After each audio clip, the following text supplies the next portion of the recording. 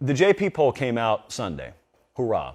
And we did some comparative analysis. What's the JP poll say relative to the AP poll? But I saw Peter Burns, friend of the program, employed by SEC Network and ESPN. He had a good idea a couple of days ago, but he had the wrong logic. Peter Burns, as you see on the screen if you're watching on YouTube, he decided to tweet out the preseason top 25 teams on everyone's schedule. How many top 25 teams does your team play? That's a good idea. We're about to steal it. The bad news, and this is where Peter went down the wrong road. There was a fork in the road. One sign said JP, one sign said AP, and not calling him a casual, but like several casuals in front of him, he took the AP route. He took the road more traveled. And so he showed you how many top 25 teams Arkansas or A&M or Clemson play, but he showed you AP top 25 teams, which, as you know, is not really worth the paper it's printed on. So tonight, I'm going to show you how many top 25 teams you really face this year. They're going to be jaw-dropping in some cases, and we're going to use the true authority, the JP poll. For those of you unfamiliar, the JP poll is just the power rating that our model, our proprietary model, you know, the one that single-handedly keeps us off food stamps and ramen noodle express diet in the fall, and we take it and we apply it to such segments as this one. Let me tell you how tough some of your schedules are. Remember, this is a relative data point. I'm just going 1 through 25.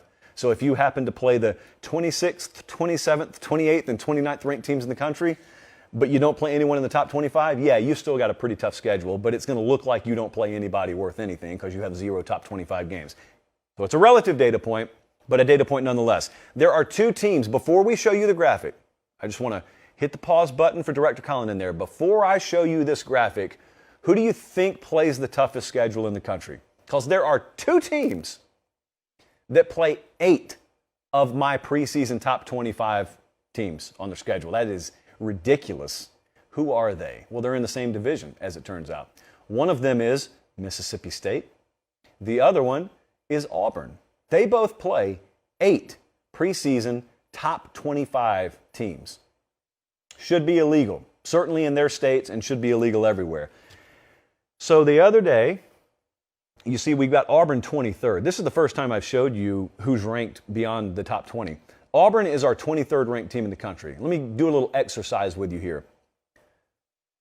I said the other night on the show, the difference in strength of schedule illustrates that you aren't always what your record says you are in college football. I thought I delivered it pretty succinctly.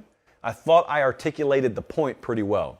Apparently I didn't, because the comment section was full of people screaming at me, some in all caps, "You're stupid if you tell me that wins and losses don't matter." Well, of course, that never got said on the show, but that didn't stop a lot of people from saying that it did in the comments. To be clear, wins and losses are all that matter in sports. That's why they're keeping score. That's not what I'm telling you. What I'm telling you is if you're trying to figure out how good a team really is relative to the rest of the teams in the pack, you have to take into account that some have a stiffer challenge in terms of a schedule than others do. So if we're both in the spelling bee, but you're competing against AP 12th graders and I'm competing against 5th graders, it's a different challenge.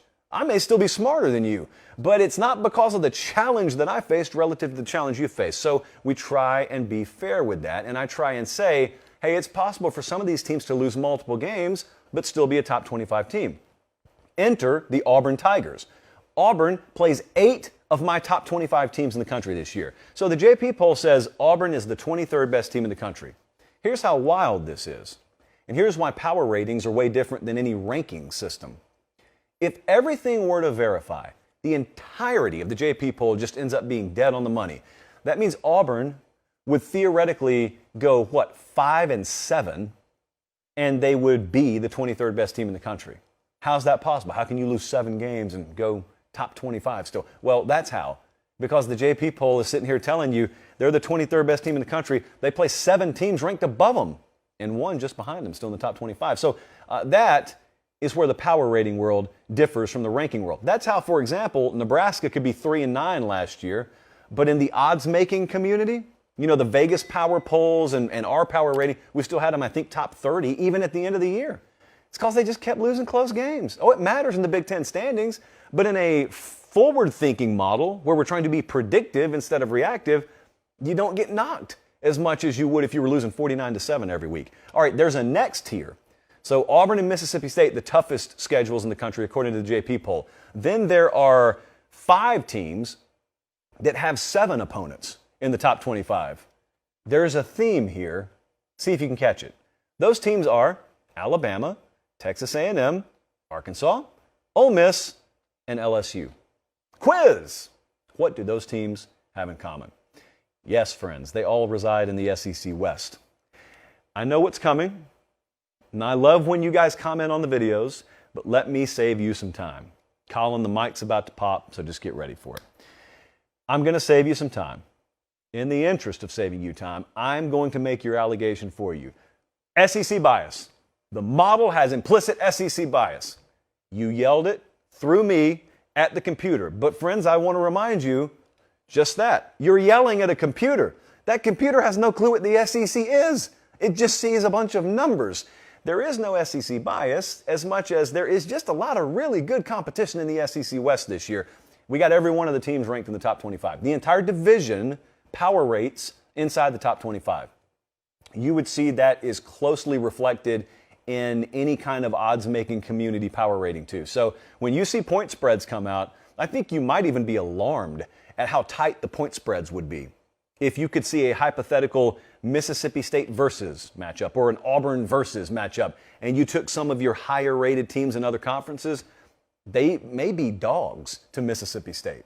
No pun intended. So there's not SEC bias there. The bias is they're good, and they recruit really, really well, and they load the rosters up. That's the bias. Who has the weakest schedule? This certainly wouldn't be the kind of segment it needs to be if I didn't tell you who plays the weakest schedule. This sent off a couple of alarm bells for me because there are 2 teams. 2 teams play a grand total of 1 top 25 team. You want to know who they are? One of them plays their lone top 25 opponent in week 1, and that would be Cincinnati or Cincinnati. The other team that plays the weakest schedule out of the top 25 is NC State. Their lone top 25 opponent, power rated, is at Clemson.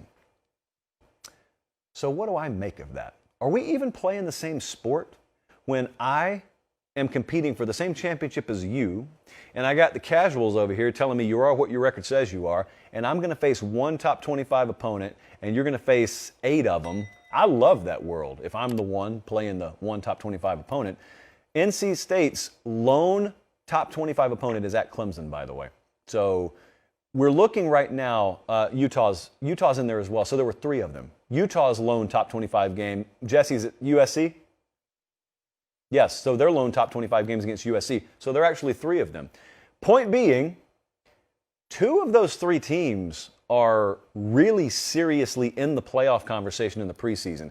And I kind of would say all 3. But I don't know how many people are taking Cincinnati seriously as a playoff team because they lost so much and they're a G5 team. Let's just be real about it. But those other 2, Utah, co-favorite, any given day, it kind of fluctuates, but any given day they're a co-favorite or the favorite to win the Pac-12. And then you've got NC State, whose lone top 25 team is also their biggest hurdle. It is a road game at Clemson, and the rest of their schedule is workable. It's not easy per se, but it's workable. So you keep that in mind. If you're trying to buy stock in a sleeper, there's nothing that you pull up on NC State's front after you label them a sleeper and makes you go, oh, never mind, I didn't know they played them, and them. Nope, it's not there. So by conference, if you wanted this aggregated here, their JP poll has 10 SEC teams in the top 25. Bias? Not so much. The Big Ten has 5 in there, Big 12, 3, ACC, 3, Pac-12, 2. Notre Dame's in there as an independent, and the AAC has 1 team in the top 25. So that, from a numbers perspective, is how we figure toughest schedules this year. Again, that is a relative data point. Because if you got like 10 opponents in the 26 through 40 range, you got a really tough schedule. It just doesn't look like it in that particular data point.